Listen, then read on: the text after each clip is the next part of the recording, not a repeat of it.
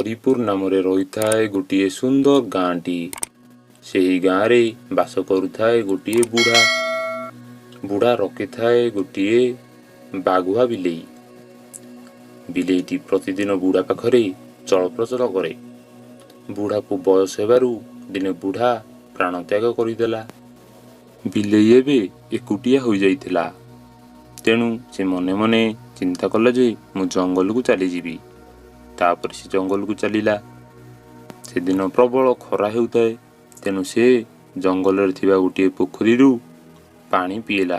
तापरे आगु चलीला। किछि बाट गला परे से गोटे पर्वत देखिला। भाविला पर्वत पाखरे किछि खाद्य पदार्थ मिलिबो। तेणु से ता पाखकु चलीला। सेही पर्वत पाखरे रहुथांती किछि मूषा। से माने बिलेई को से गात आड़ को आसबार देखी से गात भितर पशिगले। बिलेई आसी गात पाखरे पहुँचला एवं सेठी जगी रहिला। बिलेई बसिबार किछि समय परे गोटे मूषा गातरू बाहरला। से देखिला बिलेईटी गात मुहरे जगी बसिची। से जाई बाकी मूषा को जणैला। तापरे धीरे धीरे सरदार ए कथा जानि परिले। मूषा सरदार गोटे सभा डकैले। तापरे मूषा सरदार आसी बिलेई को देखा कले एवं कहिले, हे बिलेई भाई, तमे एटी बसिबारु आमको बहुत असुविधा होउची।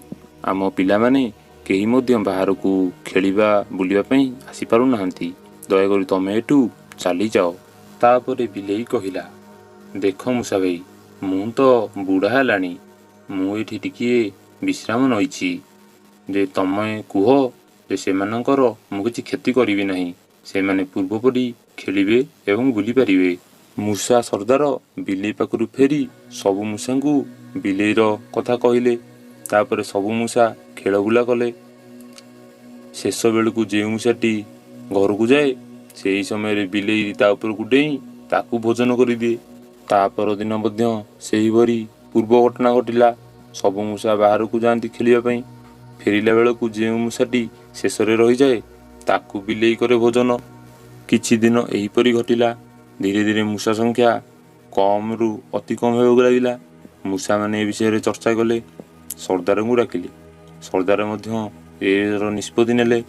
परदिन सकाळ ହେଲା। सकाळ हेबारु सबु मूषा खाद्य संग्रह रे बाहरी पड़िले एवं एही समय सरदार गोटे गात पछाड़े लुचि रहिले। संध्या बेलू सबु मूषा घर को फेरुतांती। एही समय शेष जो मूषाटी आसुथाए बिलेई ता उपरकू आक्रमण करदेला एवं ताकू गोटा सुधा गिड़ीदेला। यह देखी मूषा सरदार आश्चर्य होइगले।